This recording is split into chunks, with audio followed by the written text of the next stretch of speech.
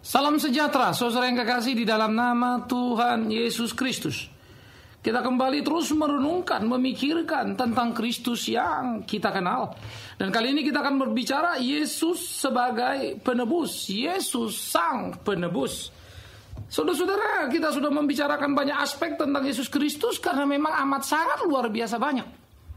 Mari kita terus melanjutkan pemikiran kita sebagai Yesus sang penebus dengan membaca di dalam Ibrani pasal 9,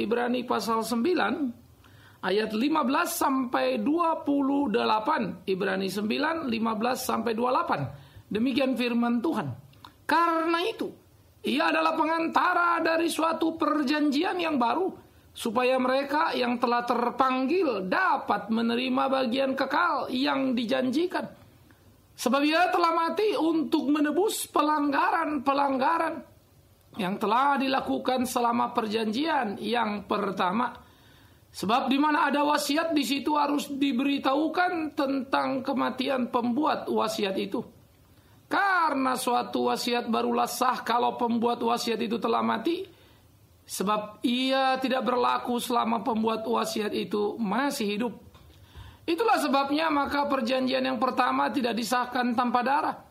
Sebab sesudah Musa memberitahukan semua perintah hukum Taurat kepada seluruh umat, ia mengambil darah anak domba dan darah domba jantan serta air dan bulu merah dan hisap, lalu memerciki kitab itu sendiri dan seluruh umat sambil berkata, inilah adalah perjanjian yang ditetapkan Allah bagi kamu, dan juga kemah dan semua alat ibadah dipercikinya secara demikian dengan darah. Dan hampir segala sesuatu disucikan menurut hukum Taurat dengan darah, dan tanpa penumpahan darah tidak ada pengampunan.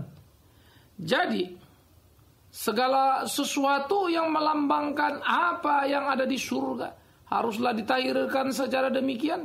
Tetapi benda-benda sorgawi itu sendiri persembahan-persembahan yang lebih baik daripada itu. Sebab Kristus bukan masuk ke dalam tempat kudus buatan tangan manusia, yang hanya merupakan gambaran saja dari yang sebenarnya, tetapi ke dalam sorga sendiri untuk menghadap hadirat Allah guna kepentingan kita. Dan ia bukan masuk untuk berulang-ulang mempersembahkan dirinya sendiri, sebagaimana imam besar setiap tahun masuk ke dalam tempat kudus dengan darah yang bukan darahnya sendiri. Sebab jika demikian, ia harus berulang-ulang menderita sejak dunia ini dijadikan. Tetapi sekarang ia hanya satu kali saja menyatakan dirinya pada zaman akhir untuk menghapuskan dosa oleh korbannya. Dan sama seperti manusia ditetapkan untuk mati hanya satu kali saja, dan sesudah itu dihakimi, demikian pula Kristus hanya satu kali saja bahkan dirinya untuk menanggung dosa banyak orang. Sesudah itu ia akan menyatakan dirinya sekali lagi tanpa menanggung dosa untuk menganugerahkan keselamatan kepada mereka yang menantikan Dia. Saudaraku yang kekasih di dalam nama Tuhan Yesus Kristus, apa yang digambarkan oleh Alkitab bagi kita menjadi amat sangat menarik. Bagaimana Kristus yang dikatakan sebagai perjanjian yang baru menunjuk kepada apa yang sudah dikatakan di dalam Taurat. Di dalam Taurat manusia itu harus hidup sesuai tuntutan hukum Taurat jika ingin masuk surga, saudara. Tetapi kemudian tidak ada yang mampu. Dalam Taurat itu atau hukum perjanjian lama ada ritual-ritual yang harus dipenuhi. Seperti kalau orang berdosa harus mengorbankan darah domba atau darah burung darah sesuai peraturan yang ada. Dan yang kedua, manusia berdosa tidak bisa langsung menghadap Allah, tetapi imam saja sebagai wakil Allah, dan imam akan mencurahkan darah domba sebagai penebus dosa dan seterusnya. Dan yang ketiga, semua itu harus dilakukan berulang-ulang kali seturut dengan dosa yang dilakukan oleh manusia yang memang berulang.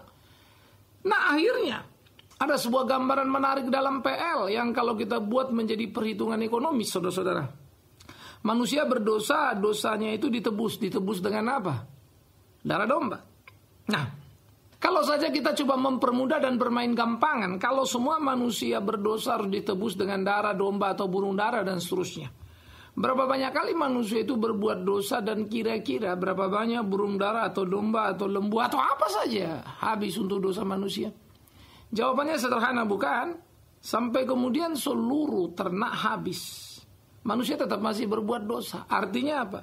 Ternak tidak akan pernah cukup untuk membuat dosa manusia bersih secara angka. Secara angka dulu. Apalagi kalau kemudian kita berbicara secara nilai, maka makin jauh lagi. Domba tetap saja domba, lembu tetap saja lembu, darah binatang yang tertumpah. Oleh karena itu, saudara-saudara yang kekasih, darah binatang itu tidak sama tentu dengan darah manusia, dan ini menjadi sebuah kengerian yang luar biasa, bukan? Karena comparison-nya adalah satu dosa, satu nyawa. Nyawa daripada binatang tadi. Nah, kalau kita bilang berapa dosa kan sangat mengerikan. Jadi manusia sudah kehabisan, sudah miskin gara-gara dosa itu. Tapi dia akan tetap masih berbuat dosa lagi. Artinya sampai korban untuk penebusan gak ada pun manusia masih tetap produktivitasnya berbuat dosa, bukan? Oleh karena itu, PL menjadi gambaran yang sangat menarik untuk kita pahami bersama betapa keselamatan menjadi mustahil di dalam perjanjian lama. Bukan tidak ada. Kalau kamu bisa memenuhi semua hukum Taurat. Tapi siapa yang bisa memenuhi? Enggak ada. Jadi jangan salah paham dulu. Ada. Kalau kau bisa memenuhi semuanya, kau akan jadi kepala bukan ekor. Ada. Tetapi siapa yang bisa memenuhi? Itu persoalannya. Jadi Taurat akhirnya membuktikan manusia itu gagal, saudara. Taurat itu membuktikan manusia itu tidak bisa memenuhi tuntutan hukum Allah. Taurat membuktikan akhirnya memang manusia itu layak untuk dihukum dan mati. Oleh karena itu usaha beragama yang diizinkan Tuhan di dalam PL adalah untuk merancang bangun sebuah pembelajaran terhadap umat, terhadap manusia. Betapa manusia tidak mampu memenuhi tuntutan Allah itu. Itu yang perlu. Betapa manusia gagal memenuhi tuntutan Allah itu yang penting. Oleh karena itu, saudara-saudara yang dikasihi oleh Tuhan Yesus Kristus, kita harus memperhatikan dengan sungguh dan tidak bisa serta-merta antipati dan tidak mau tahu tentang perjanjian lama. Saya pikir ini menjadi suatu kengerian dan sebuah kesalahan. Tetapi bagaimana kita mau tahu dan mau belajar tentang perjanjian lama itu penting, harus. Supaya dengan demikian kita bisa mengerti apa yang menjadi kehendak Tuhan dan hidup seperti apa yang Tuhan mau dalam hidup ini. Itu yang penting dan harus. Supaya kita bisa melakoni hari-hari kita, menjalankan apa yang menjadi kehendak Tuhan kita. Supaya di dalam semuanya nama Tuhan dipermuliakan, ditinggikan, diagungkan. Itu yang perlu, itu yang penting. Nah, oleh karena itu, saudara-saudara yang dikasihi oleh Tuhan Yesus Kristus, pergumulan di dalam kehidupan kita yang kita jalani dari hari ke hari, pergumulan kita biar menjadi pergumulan yang sungguh-sungguh kita jalani di dalam memahami apa yang menjadi kehendak Tuhan, kebenaran yang seutuhnya. Nah, inilah menjadi perlu untuk kita memahami dengan serius, dengan sungguh-sungguh. Sehingga dengan demikian kita bisa hidup seperti apa yang Tuhan mau, melakoni, menjalani kehendak Tuhan itu. Saya pikir ini harus menjadi pergumulan serius dalam hidup keimanan kita, saudara. Jadi di dalam perjanjian lama kita melihat itu, dengan itulah kita bisa melihat terang perjanjian baru, apa yang sudah kita bicarakan Yesus sebagai penebus. Sekarang, tidak lagi anak domba yang binatang darahnya tertumpah, bukan lagi juga lembu tambun apapun burung dara. Tetapi anak domba Allah. Itulah menjadi korban penebusan dosa kita. Yesus Kristus itu. Saudara-saudara, jadi Yesus menjadi penebus dosa kita. Dia menggantikan darah lembu tadi atau burung dara tadi. Dialah anak domba Allah yang sejati.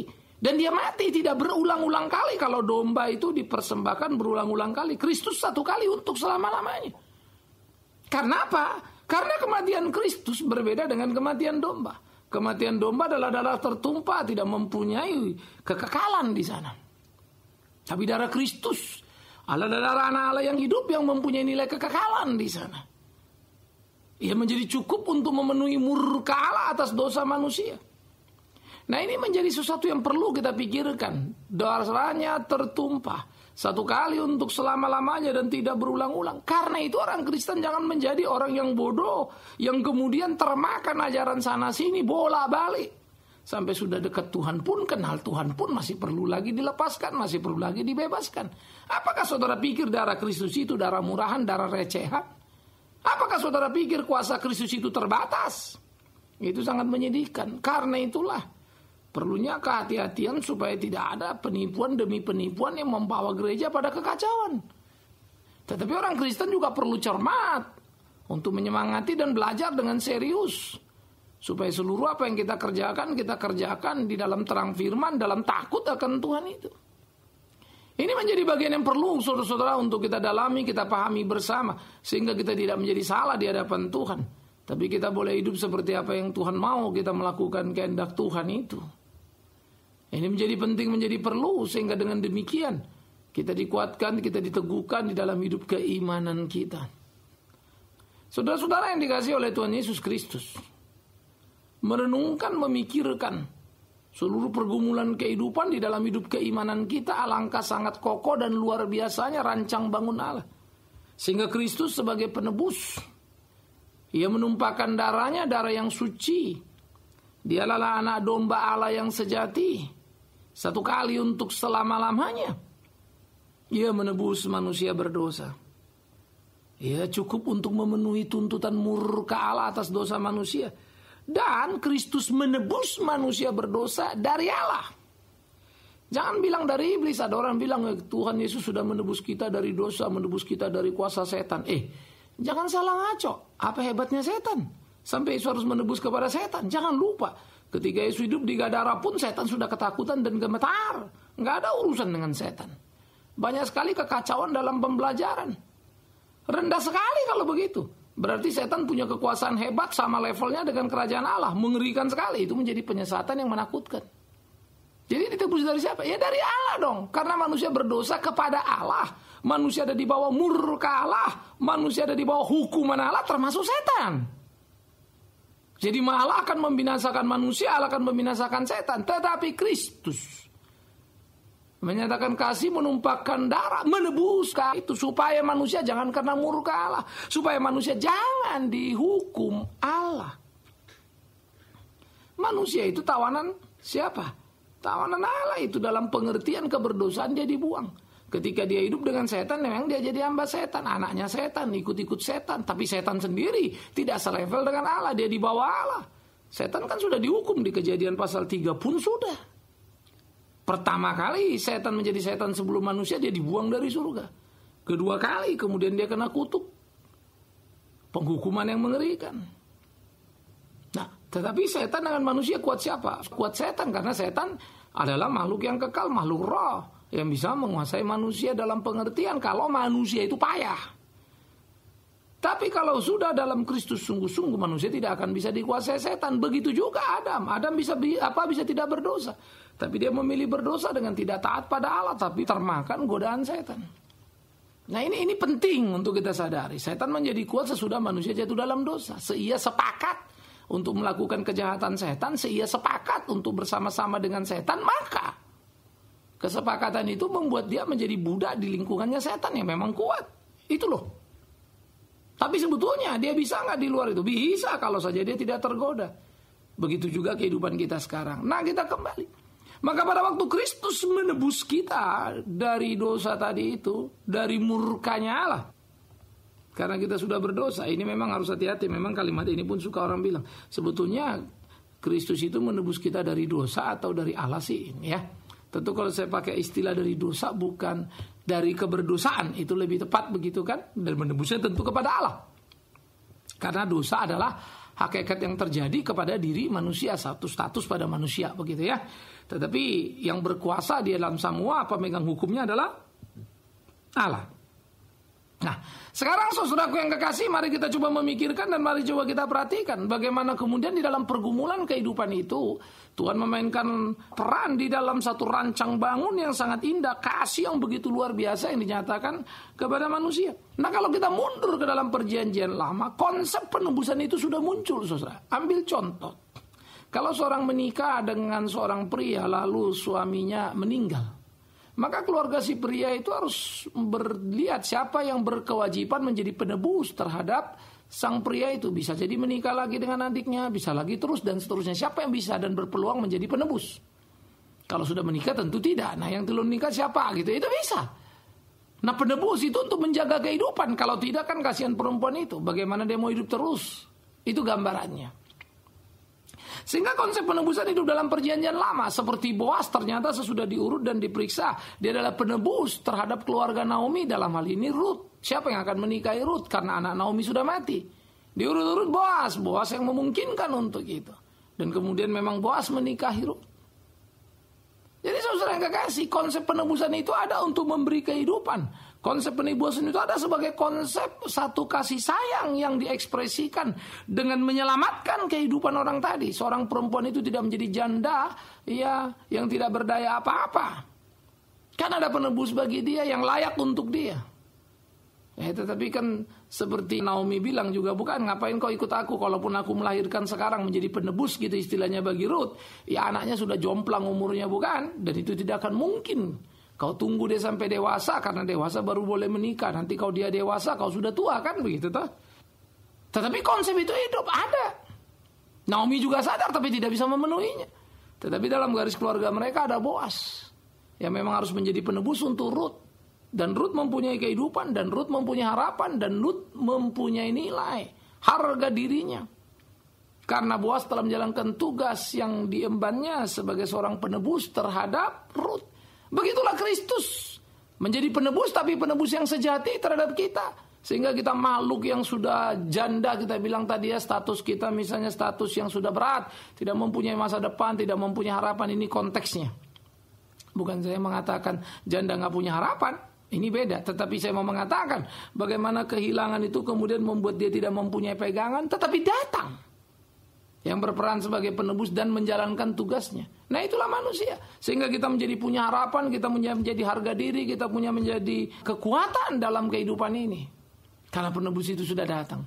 Nah, apa yang diperankan Boas terhadap Ruth, Kristus terhadap orang berdosa, tentu mempunyai perbedaan kualifikasi yang sangat tinggi dalam role model yang sama, yang betul-betul memainkan peran penebus, tetapi kualitas yang berbeda karena Kristus melakukan dalam kesempurnaan, dalam kekekalan yang luar biasa, bukan? Nah jadi saudara yang kekasih di dalam nama Tuhan Yesus Kristus, inilah yang perlu untuk kita pikirkan di dalam konsep penebusan itu. Sehingga Kristus yang menebus kita adalah Kristus Tuhan kita, yang hidup, yang kekal, yang luar biasa itu. Kristus yang menebus kita, dialah Tuhan kita yang menolong menyelamatkan kita di dalam kehidupan kita dari pergumulan kita. Kristus yang memampukan kita untuk kita bisa hidup sesuai dengan kehendaknya. Jadi saudara-saudara yang dikasihi oleh Tuhan Yesus Kristus, perenungan kita, pemikiran kita akan kebenaran firman Tuhan harus menjadi sebuah kekuatan yang kita tumbuh kembangkan, yang kita bangun, dan bagaimana kemudian kita hidup seperti apa yang Dia mau dan hidup kita menyenangkan hatinya. Inilah yang harus kita pikirkan, inilah yang harus kita renungkan. Sehingga kehidupan kita sungguh-sungguh menjadi hidup yang menggairahkan, yang memuliakan nama Tuhan, melakukan kehendaknya. Biarlah ini menjadi sesuatu yang kita taruh di dalam batin kita, supaya kemudian kita bisa memikirkan apa yang menjadi kehendak Tuhan itu dalam hidup kita, dan kita bisa menjalani hari-hari kita seperti apa yang Tuhan mau. Sehingga hidup kita sungguh-sungguh menjadi hidup yang menggairahkan, hidup yang memuliakan nama Tuhan. Nah saudara yang dikasihi oleh Tuhan Yesus Kristus, perenungan-perenungan seperti inilah perlu untuk kita tumbuh kembangkan di dalam pengenalan kita akan Yesus Kristus Tuhan kita, penebus kita, yang memberi kita harapan hidup yang tadinya kita terbuang dan habis, tetapi Dia memberikan harapan hidup bukan sesaat, tetapi harapan hidup dalam kekekalan. Bukan harapan hidup yang tidak sempurna, harapan hidup yang sempurna. Karena itulah penebusan Kristus yang sempurna harus disertai oleh hidup kita yang sempurna. Jadi kalau ada orang bilang manusia mana bisa sempurna, itu salah. Manusia yang sudah ditebus Kristus bisa sempurna, bisa. Dan itu bisnis kita malah. Makanya Yesus bilang, hendaklah engkau sempurna sama seperti Bapamu sempurna. Kalau nggak bisa sempurna, kenapa Dia tuntut?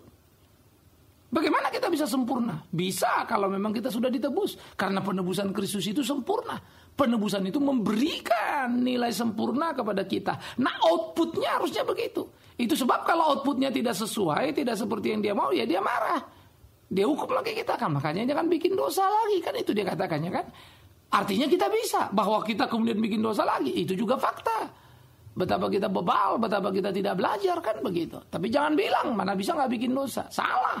Bisa. Persoalannya kau mau apa tidak, dekat dengan dia apa tidak, sungguh-sungguh dengan dia apa tidak. Karena itu jangan rusak konsepmu. Jangan biarkan pikiranmu dihancurkan oleh berbagai ajaran yang salah. Jangan di otak kita uang melulu, duit melulu, segalanya. Hidup itu yang mulus-mulus, yang enak-enak, itu yang merusak semuanya. Sehingga kalau tidak mulus, tidak enak, tidak cocok, lalu saudara lari sana, lari sini, legalitas, urusan-urusan yang kacau balau.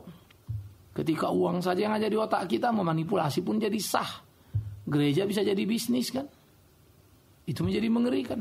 Kejujuran bisa jadi barang langka.